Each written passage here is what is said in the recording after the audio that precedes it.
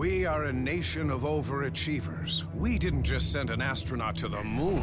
We gave him a buggy with big old knobby tires to drive on that moon. A freaking moon buggy. So why have we settled for mints that only cover up bad breath instead of getting rid of it? We deserve better, like Breath Savers. It's a moon-shooting, buggy-riding mint with Nutrizin, which is scientifically proven to neutralize bad breath. Breath Savers. It's the overachieving mint.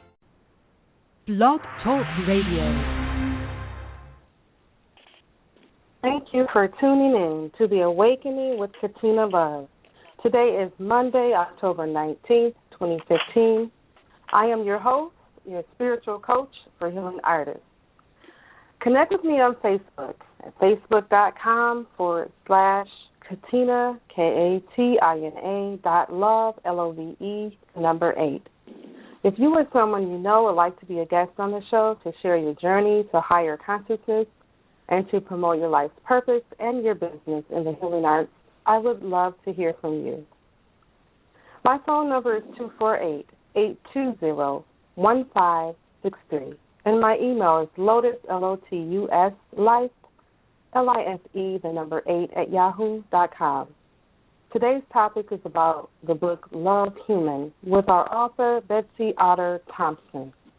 LoveHuman is a book about you, where you come from, where you are going, and why you are here. It offers valuable guidance regarding how to find comfort in a world where uncomfortable things happen. Betsy, thank you so much for being a guest on the show today. How are you? I'm fine. Thank you for having me, Katina. I'm delighted to be here. Awesome. So what led you on your path to higher consciousness and to write your book, LoveHuman? Well, it's kind of a story that begins a long time ago when I was actually about 4 years old, because my mother was always talking about her grandmother, who was my great-grandmother, and telling me how much I looked like her. And even at that age, I was having trouble getting along with my mother. So I thought the fact that I looked like someone she loved a lot was a definite asset, and I decided that I would talk to her and see if I was like her in other ways. And so I didn't tell anybody that I was planning to seek her out, so nobody told me I couldn't. And so I started talking to her at night when I would go to bed, and I had these lovely conversations for a couple of weeks, and I just assumed at the age of 4 that everybody did this. And so I went to my sister, who's older by 2 years, and I told her who I was talking to, and I asked her who she talked to. And that was my first indication of how the rest of the world might react to this gift, because she went ballistic and teased me unmercifully about it for weeks. And so I was afraid that other people would react as she did, and so I stopped talking. And so it wasn't until I was in the middle of my life and I was really struggling to survive. In fact, I was almost homeless, that I decided that my life certainly hadn't worked too well from the choices I had made, and I decided that I would honor this gift. But so I said a prayer one night that I was willing to honor it, and I was willing to share it, but that I sure needed a job to support me while I did so. And I didn't think of it as a prayer when I said it, but 3 weeks later, I had a job in the entertainment business and then I kept that job for the next 18 years. And I did so well, I was able to retire and write full time. So it was almost as if the universe said, "Oh, okay, Betsy, if you're ready, we're ready, and here we go." So wow. I know it sounds incredible, but it's like my whole life turned around when I became my authentic self. Yeah. That is so beautiful. And you know the saying goes, when you make that decision, the universe conspires to make it happen. Yeah, because I think we all come here for a reason, and if we don't acknowledge the reason or honor that reason, the universe says, what's the point of being here if you're not going to honor the reason you came here? So I think if I hadn't honored the gift, I probably would have left long ago, because I really believe this is the reason I'm here. Absolutely. So you mentioned that you were talking to your grandmother who had transitioned to the spirit realm. So you have that gift. You're a seer. You can see things. You can see people. You can see the spirit realm. Can you share with us those gifts that you have? Well, it's really not. When I explain this, I always say I'm not sure how it happens because I'm not. All I know is that when I ask a question, I hear an answer. And when people, question me about this, I say, where does an artist get her version of a landscape? Where does a musician hear his notes? Where does a singer get her rendition? If you ask them that, I'm not sure they would be able to answer it. That it's just there for them, and that's the way it is for me. It's just there for me, and I can't explain exactly how it happens. I think we're all psychic to a certain extent. Some people just develop that gift more. And I went for 40 years without honoring the gift. And so, you can do nothing with it if that's your choice. But I just think that it expands the more you use it, because anything you focus on is going to expand. And so I wouldn't ever want to discourage anyone from trying it, because I think we all have some sort of psychic ability, but, people focus on what's important to them, so that's what they should do. Absolutely, absolutely. So your book, LoveHuman, talk to us about it. Well, it's a sort of a book that answers all the questions that I had when I was younger. I think that it answers. I've heard back from other people that it's all the questions they have too. It's some of the chapters like, what happens in transition? Does life exist in outer space? How do I find more comfort? What can physics teach me? Will I rebirth into another lifetime? How do I find more love? It just has all those like basic questions that we start asking as soon as we're old enough to realize that we have questions about the world in which we've landed. And so it's really basically the kind of book that each chapter focuses on a question that we might have had at one point. And I feel like it's about embracing the world as it is and the people around us as they are, and really giving our best effort to love whatever that is, not because we live in a perfect world, but because as we love and accept life as it is, love and acceptance grow. And I think that we come here to find more love, and we're all finding it our own individual way. And the book talks about the idea that it's impossible to judge the journeys of other people, because we don't know what they came here to live and what they came here to understand. And so there's just a lot of chapters that focus on how to make our lives more relaxing for us, more easy for us, more accepting, more non-judgmental, because whatever we put out there into the universe, we ask to receive. Right. That's so powerful. It really, really, really is. I know early on in my journey to higher consciousness, my first thing was outer space. I'm like, there's planets, how many, like 8 or 9 in our galaxy, and there's so many more that we will never be able to count them outside of this galaxy. And not only just planets, but galaxies, universes, galaxies, and who knows what else. But when I first started tapping into this higher consciousness knowledge, I was really into outer space, the planets, life on other planets, other beings on other planets, et cetera, et cetera, et cetera. So my question is, what is your answer to that? What is out there? Yeah, my answers are always around the common sense idea. It doesn't make sense that we would be in this world that has all these millions of choices for us to make, and that we would not be out of spirit with also millions of choices to make. So it only makes sense to me that there are many worlds in which we can enter in human form or some kind of form in order to experience the growth that we're ready to experience. It doesn't make sense to me that we would only have one place to go. It just doesn't make any sense to me.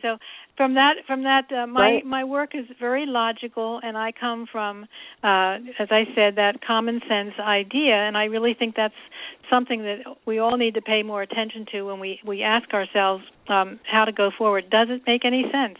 And to me, it makes no sense that it just be the Earth and that was it. It just isn't. We're too multifaceted as human beings and as energy to settle for one place. Absolutely, I totally agree.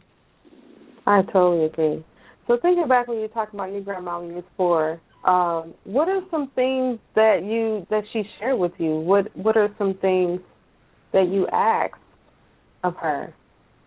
I can't remember because I was 4 years old. Right, I know. It's been a long time, right? All I can remember is that it was very comforting to me, and that there was no judgment on how I felt or on my feelings. And it was especially comforting for me because I really was the influence on me from my parental point of view was that the only acceptable feelings that you should have were the everything is fine feelings. So if you felt angry or you felt upset, they weren't acceptable feelings. And with my great-grandmother, every feeling was accepted. No feelings were judged. Everything was, life was fine. I was fine the way I was. It was all very reassuring and kind and gentle. That's what I do remember. So you experienced ease with her, just comfort and that all is well. That's good. Yes. That's a good thing. Yeah. That's a beautiful thing. Yeah. So people are here. They want to know why they're here. Why are we here? Well, I just think there's only one thing to find, and that's love. So we're all finding love in our own way. The only objection you ever get to that idea is that people's judgment of what is leading a person to love. Because everybody's way to finding it is different, But I can't imagine what else we would be here for. But we're also, that involves whatever we're ready to experience. And since, we don't know what other people may have lived in past lifetimes. We don't know what growth they're seeking. We don't know what they have to live in order to find the feelings that they need to experience. So it's just about each person being here for the journey they are on and meeting up with the people they hope to meet up with, and whether they meet up with them in family or whether they meet up with them like we're meeting up today, or whether it's passing somebody on the street with a smile. I believe that we come here with a plan for ourselves, and I believe that because of the old common sense idea of, if we go on a vacation, we plan where we're going to go, when we're going to go, how long we're going to be there, what we're going to take with us, and how long we're going to stay. So why would we plan this journey with any less attention? That wouldn't make any sense to me. So I think we plan it pretty well. We plan everything that we want to experience. The only thing we can't plan is how we're going to deal with it once we get here. Right. It's like we got to figure that part out, right?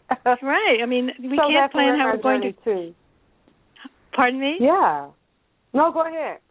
Yeah, I was just to say, we can't react how we're going to feel about things and how we're going to deal with things because that happens in the moment. But I believe that the most of the stuff that the picture reveals to us has been planned beforehand, because I don't think we would come here haphazardly. And I think it's all about, most of my journeys have been about taking responsibility for my choices and being able to forgive, release, and move on. And that's what my major challenges have been about. And I think that's fairly common. Right, absolutely. So love is the key. I totally agree with you. That is why my name is Katina Love. I am a promoter of love. And one thing that I know is that we must have that self-love to begin with. We must love ourselves and love who we are as a person in order to give that love to someone else and give it to the world. That's true. So what would you recommend? Where would you, someone who's been dealing with a lot of contrast, someone who's been dealing with things growing up and just not having, maybe having a tough life growing up. What would you tell a person? Yeah, well, I can only tell what I did, which helped me, and you can't change the past. You can't make it different than it was. You can only find how you grew from what happened, and so that's what I've tried to do. I've tried to ask myself, what happened because I went through that? What did I learn about myself, or what did I grasp about my journey that I needed to understand, and the people who gave me the biggest challenges were the people who were closest to me, which is probably fairly common. And I've tried to ask myself, how did they help me in some way instead of how did they hurt me? And I, for instance, with my mother, I always had trouble getting along with her. But when I asked myself, how can I find something positive in this relationship? One of the things that she did for me that I didn't realize she was doing at the time, but the very fact that we disagreed with each other about just about everything there was to have an opinion about is the very fact that forced me to find a philosophy that worked for me. So she was kind of my motivation to find where I needed to go in my life. And so I can thank her for that. And, I have this vision that I use, Katina, of before we come here, how we're planning our journey and we're planning it with people who we love and who love us. And I may have said, well, I need a certain challenge. And then my mother jumped in and said, I'll give you that challenge because I need to learn this, that, and the other. And so we come here together to give each other the challenge that we both know is timely for our growth. And I believe that when I pass over and I see my mother again, she'd probably say to me, "Did it work? Did it work?" And I'm going to say, "Yes, it worked." So that the challenge is it's to find what's good about the challenges that we have, where we have grown, how our love is, were we able to forgive, release, and move on? Were we able to find the growth in what we lived? And I think that the next journey that comes along is probably where we were unable to do it this lifetime, so we come back to try again. That is amazing. That is truly amazing. Yes. You like that idea? I can totally relate. Yeah, I do. Yeah. I do. I like that idea, and I like how you say about your mother giving you the challenge and this and that. That's very powerful. That's very powerful. Yeah, and I think what happens if we don't do that, we feel this uneasiness inside of us, and I think that uneasiness inside of us is another word for uneasiness inside of us is dis-ease, and I do believe that's what body dis-ease is all about. Right. Totally agree with that. Yeah. Emotion. Because it's interesting how it works. Yeah. I mean, the body is reflective energy. Yeah, the body's reflective energy. That's reflecting whatever's going on in the mind. And I have a sister who also had a hard time getting along with my mother. There was four of us. Two didn't have much trouble with her, and two of us had a horrible time with her. And my other sister, who had a really hard time with her, did not deal with it, and she died at 50 from cancer. And I remember when I heard that she had cancer. Wow. When I heard that, I said to myself, there but for the grace of God go I, because I know that I had that cancer inside of me too, but I dealt with it and healed it, and she did not.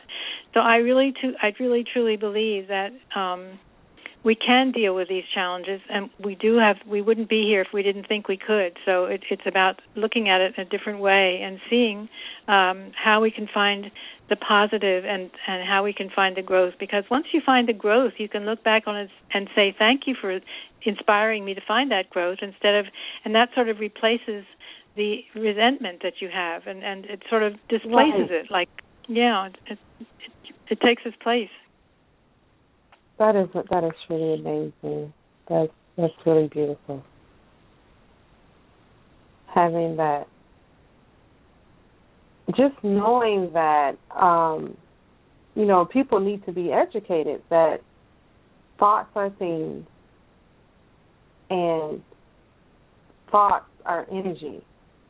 Yeah. Everything is energy. Yeah. And any thought that we have, whether it's resentment, anger, guilt, hurt, pain, It doesn't matter what it's a thing. It's a thing that we need to release. Yeah, and it is a beam of energy. Yeah, it's a beam of energy. A lot of people are looking for healing. They're looking outside of themselves. It really is within. Yeah, it is within. We have to within. heal ourselves. We have to let go of the negative emotions and the things that we think someone did to us. We create everything we deal with. Everything that comes to us, we created it. That's and right. So if we're dealing with anything negative, if anyone's dealing with any type of sickness or pain, they need to look within and let go of whatever happened in the past. Yeah. The thing is, that's in my book too, letting go. Yeah. This is not to say that people shouldn't go to doctors and shouldn't get medicine to help them get well, but it just means that the medicine is a temporary healing that gives you more time to find the eternal healing. It's a gift to us in that it gives us more time to look within for the real solution to the problem. And I know that I've had instances of healing myself, and it has always been through this letting go and finding what it has to tell me about myself instead of what how horrible other people were. It's always about what does this teach me about my own journey and what I have to learn while I'm here. And it's always about release, forgiveness, letting go. It's always about that. I totally get that. That's even helping me. Thank you for that. Aw, you're welcome. Absolutely. And it's constant too. It isn't like you hear it one time and then you're cured. It's like you have to remind yourself because we get into habits of thinking, and if you're in a habit of remembering all the pain and all the resentment, then that's what you think about, and you have to replace an old habit with a new habit of asking how you grew from what happened, or for instance, when I came back from California to Pennsylvania, where I grew up, when the first couple of months I was here, it was all the old feelings were coming back up, and all the resentments, I was feeling them again. It was like I was festering for the first 3 months, and then I developed a lump in my back. And so the first thing I did, I looked in Louise Hay's book. Louise Hay's book. Do you know Louise Hay's book? Yes, it's so helpful. How to Heal Your Body. You can heal your life. Looked in there. Yeah. I looked in there, and it said that lumps were about grudges and resentments. And so I went into the doctor, and she saw the lump, and she was having me go in for an MRI the next day. And I said, okay. And then I came home that night, and I did a deep meditation, and I thought about that, how lumps were about resentment and grudges, and I realized how I'd been doing that. So I had this long meditation of releasing those feelings and asking remembering that the people that they had reacted to my choices, their reaction to my choices was what pushed me to move to California, and California is where everything changed for me. And so I started thanking them for being the motivator that got me to California. And during the meditation, I felt this light come through me, and it was amazing in meditation. And there was like this thing that was going, a circle that was going clockwise in the beginning of the meditation and then going back the other way and lining up at the end of the meditation. It was an amazing thing for me. And I went in the next morning and to see the doctor, called me and said they couldn't find anything, but she wanted me to go back for more tests. And I said, well, I told her what happened in the meditation, and I went in and the lump was gone. And so, I really believe that it's about. But it's like the body said to me, oh, she gets it. She gets it. No reason for the lump anymore. She gets it. That's powerful. Yeah, it is powerful. That is so powerful. This is something that anybody can do. If you are, right. I really believe we all have that power within us. Absolutely. Absolutely. Thank you for sharing that. Yeah. Can you share what services you offer? Do you offer any services to help people on their journey? Well, I do tarot card readings, and I have my books, and I have 4 books, and they're called the What Happens If I book, and LoveHuman, and Love Parent, and Walking Through Illusion, and I do. I have my knittings. I'm a very good knitter since 3rd grade, and so I sell my little sweaters for children called Sweet Angel Sweaters. Oh, that's beautiful. Can you share your website and where they can find your materials? Yeah, they can find me at betsythompson.com, and that's my website, and all my social media is there, Facebook and LinkedIn, YouTube, Google+, and so they can connect with me there. Awesome. Is there anything else you want to share? Well, I always like to talk about at the end of a show about the idea that everybody wants to have world peace, and one of the chapters in the book is called "Is World Peace Possible?" And the short answer to that is if you're willing to find peace within. And so I like to say that peace is a state of mind. After it's found in thought, it manifests in matter. So we should stop focusing on what's happening out in the world around us and focus on whether we have peace ourselves, because it starts within each of us. It starts within each of us and reflects out into the world. When we change, the world changes. That's right. That's right. That's so beautiful. That's so beautiful. Thank you. Well, thank you so much, Betsy, for being a guest on the show today. Thank you so much. Well, thank you for having me. You're welcome. Thank you for tuning in to The Awakening with Katina Love. Namaste.